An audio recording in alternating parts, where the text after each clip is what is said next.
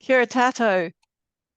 Lovely to have you all watching the video today. My name is Diane Kenwright. I'm an anatomic pathologist and head of pathology at the University of Otago, Wellington. It is my great pleasure today to welcome Alice Christian. Alice is a genetic counsellor. I might start, Alice, can you tell me what is a genetic counsellor and how you got to be one? Sure. So genetic counsellors are an allied health group. We have an undergraduate degree, usually in science, with a master's degree in genetic counselling on top of that, and then a few years certification on top of that as well while we're working. So quite a highly specialised group. We meet with individuals and families who have or are at risk of having an inherited condition. We might meet them at any stage of their life, from prenatal diagnosis through to post-mortem diagnosis. We will talk to them or their families about inheritance, genetic testing, the reasons why you may or may not want a genetic test. And overall, it's a communication process which incorporates informed consent, so that ultimately these people will have a good knowledge of how this condition may or may not affect them and their within their personal circumstances. Alice, how do patients get from their primary provider in the community to you? What's their journey? So we have a number of referrals. We get a lot of GP referrals through to specialist consultant specialist referrals, but we may receive them from community groups such as the Huntington's Disease Association coordinators. There's the New Zealand Familial Gastrointestinal Service who manage surveillance for people with familial gastrointestinal disorders. So there's quite a wide range of referrers. And of course, we work with families as well. So if we have seen a family member and there's existing file on the family, we get self-referrals from relatives as well. Very interesting. Let's think a bit more about GPs. So what might trigger a GP to take a family history and think about referring them to your service? I think the most likely two scenarios would be that somebody comes concerned about a condition that seems to be recurrent in the family. And I think a very common example of that would be cancer syndromes or cancer diagnoses in the family. There's a lot of publication and media discussion on that sort of issue. So I think that's a common one. And the other one would be when they come to say that a particular condition has been identified in a relative and they'd like to get more information about that.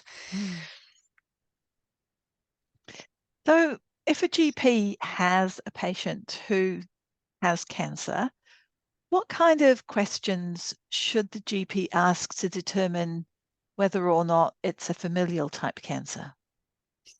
I guess I'm quite interested in details of the cancer diagnoses that the patient is aware of in the family, and how they're related to that individual. So we might be more concerned about a close relative who's perhaps had an unusual or young diagnosis than we are about multiple third-degree relatives who've perhaps had cancer at an older age. We're interested in when the same types of cancer occur or related conditions. But it's useful to ask about other medical conditions in the family as well, because some syndromes may cause cancer, but there are other conditions that they may be associated as well, perhaps unusual skin signs, for example. So really interested in anything, any major medical conditions that are in the family. We're also really keen to get names. we're so careful to protect people's privacy, but in the genetics field, we may already know a relative. Within the service, we may already have identified a condition, and if we know the names of those individuals, we might be able to track that down at the time of referral. Mm.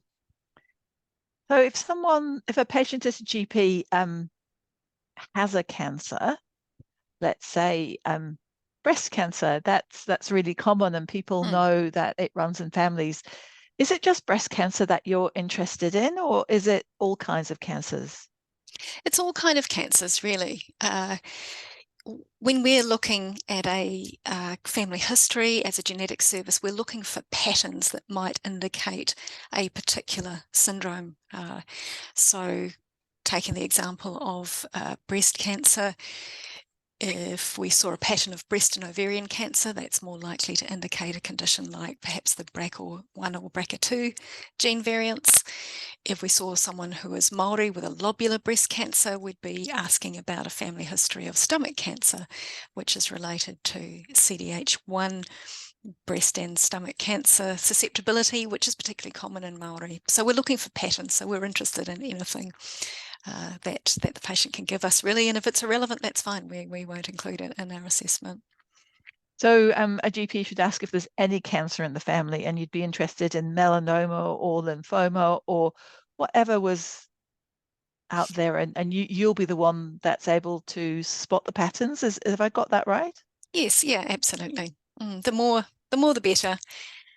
Focus on the particularly important questions. If there's breast cancer, is there ovarian cancer? But very interested in any diagnosis that the patient's aware of.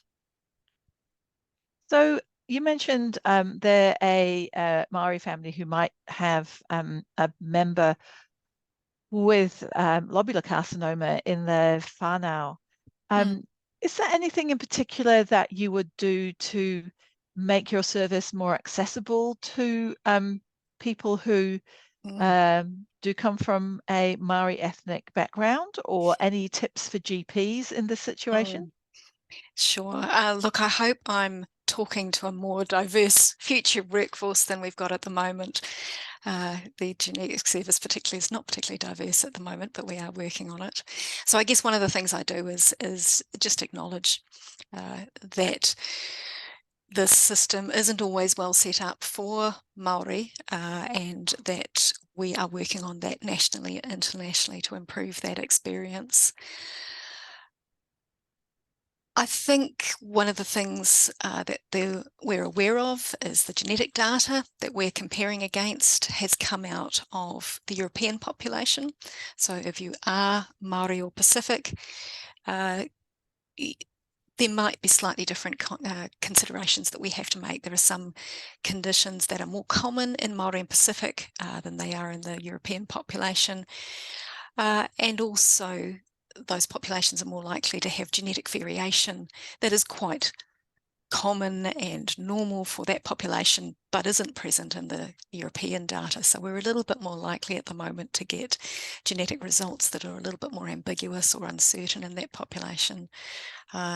And again, there are national projects to improve our understanding and of Māori and Pacific genomic data. And I think the whānau that I see are really reassured to know that there's a lot of work going into that, but a few things that we need to be aware of just at the moment. Hmm. Mm. So if someone is referred to you for some genetic counselling, is it okay if they bring other family members along at the time? Oh, absolutely. We love family members. We are different from most other services because we work with family and whānau, and we need family information. So it's absolutely fabulous if people come along with interested whānau. The information may be relevant for them, but they also may bring information about the wider whānau that perhaps the referred patient isn't aware of. So really, really good. I'm very happy to see everybody who comes along. I'm thinking that maybe some GPs or other primary healthcare providers aren't as comfortable as you as taking a family history. If you were going to give them, you know, a quick top tips kind of Mm. recommendation, what top tips can you give people who think they might have a patient who has a possible family history of a medical condition? Mm. So people are often quite happy to talk about their family, and they've come to you with a concern. So that's a good starting point. I think it's really important to ask them what their primary concern is. Are they worried about their own health, perhaps, or are they planning a family? So to understand what their needs are sort of eases into the conversation. We might be asking them, uh, uh, if they're aware that this particular condition could be inherited in the family, has anyone in their family perhaps seen a genetic service and had genetic testing before? And if so, what have they told you about that experience? And then I would just start asking about family history in an orderly fashion. Do you have children? How is their health? Do you have brothers and sisters? What's their health like? Tell me about the health of your parents. And just easing into it like that, but being aware that it can bring back quite difficult emotions about family members who've had some challenging health problems, or perhaps have died from these conditions. And so giving them a wee bit of time to process those emotions as you go in is really helpful as well. Mm. As you're talking to patients, what kind of notes are you taking? You know, how are you organizing the information? So a written pedigree is the bread and butter of a genetic counsellor. So as we're taking a family history, we are drawing a diagram of that at the same time, which is helpful to just give us a visual representation of what we're discussing. It also allows the patient to see where they are in the family structure, to check that we've interpreted what they've told us correctly. And it often will help sort of trigger memories and thoughts as well. So it's quite a good little process to go through together. So you'd Mm. talk to the patient about it as you were drawing it, and they would see what was happening. Yes, absolutely. We've got a few tools and guidelines as to how to draw our pedigree, so we're pretty slick at it, but it's really is a useful tool just for talking through the situation. Mm. Thinking about people who want to refer to your service, Mm. can you tell me what a good referral looks like that will get through to you and be Mm. effective at triggering, you know, an interview with you? Yeah, sure. I think full details of any affected relatives is really useful. As I've said, sometimes if we have names, we can locate a family that's already known to us that your patient may be part of. So we may already have a lot of information at our fingertips. Really important to know how your patient is related to those affected relatives. Uh, and if possible, we really need the copies of results or a clinical letter if perhaps a patient has come to you because a family member has been diagnosed overseas. So we are unable to accept an individual just on word of mouth. We need some evidence of what's going on. So if you get them emailing their relatives to locate that information, that's really helpful. That's great. So, can you tell me what are the things that are usually missing from the referrals that you would like to see some more of? So those things really, I think we're so careful about avoiding names. Uh, and this genetics referral is the time to break those rules.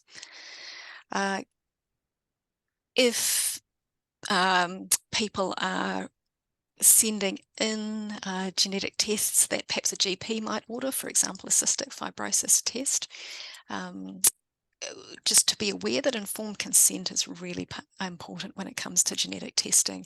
And the reason for that is because often it's not just about that individual, it's about their wider whānau as well. So we need consent to store that DNA and to use that information potentially for family in the future. So you've brought up the interesting question of ethical issues there. What ethical issues would you like primary healthcare providers to know about when they're thinking about referring to you? I think that is an important one. So DNA is extracted from the blood samples we use, but DNA is very stable. And we can keep it in a freezer for many, many years and perhaps use it again for the benefit of that individual or a family member. Mm. And because there's ethical issues, there's tikanga around destroying people's body tissues, we do store it indefinitely unless we're asked to return it or destroy it. And that's a conversation we'll often have with patients in the clinic.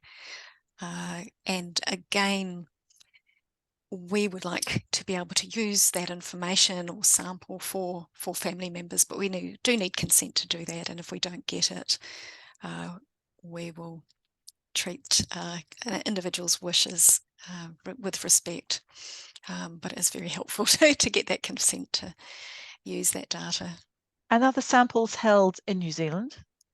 They are, yes. So a lot of our testing is done overseas because these are such specialist tests that there may only be a single laboratory that we can access that does the testing.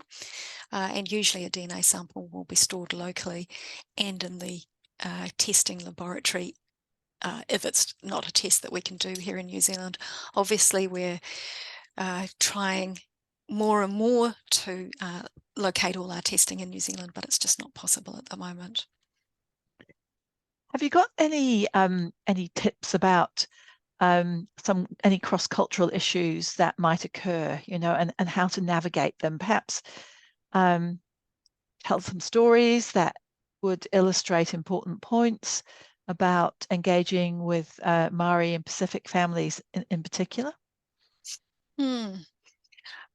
I'm working with a whānau at the moment, and they are quite a traditional Māori whānau, and actually they're part of a group where we have discovered a condition that's very, very rare in the European population, but actually quite common in Samoan and Māori. It's a metabolic condition. They've requested a hui to share this information with their whānau. We've already provided one, and a different group of the family have requested a second hui, and it fits really well. Though the kaupapa of the genetics service, offering information to the older generation to provide information for descendants going forward, fits really well within that sort of hui context. So that's a service that we can offer sometimes, which is really helpful. The other thing that I'm always very mindful of, the Western population has a very autonomous health system. We consent for our personal health care, but in Māori it's quite a collective consent process, which again makes a lot of sense in the genetic sphere when we're talking about conditions that impact on more than one relative. So that can be a little bit tricky to navigate as well between our very Pākehā-centred consent forms and a conflicting need within those whānau. So I think it's all about listening and understanding and making it work the way it needs to for that group of individuals. That sounds really really appropriate. That's wonderful. Health Pathways is a useful repository of directions and information about conditions, and quite often, well, not quite often, but sometimes it might say consider referral to genetic services. So when it says that, what should they actually do? Who do they send the piece of paper to, or who do they email? What's your contact info? Mm. So we're a national service. We have 3 offices, 3 hubs we call them, one in Christchurch Hospital, one in Wellington, and one in Auckland. And we cover the regions around each of those 3 centres. So if you were to send it to your local tertiary hospital, it's likely to get to us, and if it's gone to the wrong place, we'll just forward it on. Right. So if you just send it like Genetic Services Wellington Hospital, that would Yep, be that'll yes, find you. that will find us, yes. Perfect. Mm. It's been wonderful talking to you. I just wondered if I could ask you something personal. I know that you've been a genetic counselor for quite a while. Um, can you tell me what you love about the job? Why have you Mm. done it for so long? It's the variety. So the job I do now is completely different from the job I did when I first started. That was one possible diagnosis, one test, and limited tests that we can offer. Uh, at the other end of my career, we now have the ability to analyze multiple conditions at the same time. The technology is so different from what it used to be. And what's happening for me is that I'm getting answers for families that perhaps I first met 20 years ago. And there's the possibility of cures coming in, which is unimaginable even 10 years ago. So it's the variety and the constant improvement that I love. Mm. As we go, is there any messages that you would particularly like to emphasize? I think we're always keen to answer. So if you don't know, contact us. We're happy to have a chat. We're happy to give some information, even if it's guiding you to a different service that might be better placed to help. But we're very approachable. Mm. Great. So if anyone is concerned their patient might have a familial condition, then Mm. you're happy to give advice informally or formally. Yep, absolutely. You can call us and you can email us. Perfect. Mm. Okay. So thank you, Alice. That's been really interesting. Um, and I hope people now have a better understanding of the role of genetic counselling and how to get your patients into the system with the right information if you suspect that they have a familial condition. Thank you, Alice. Thanks, Diane.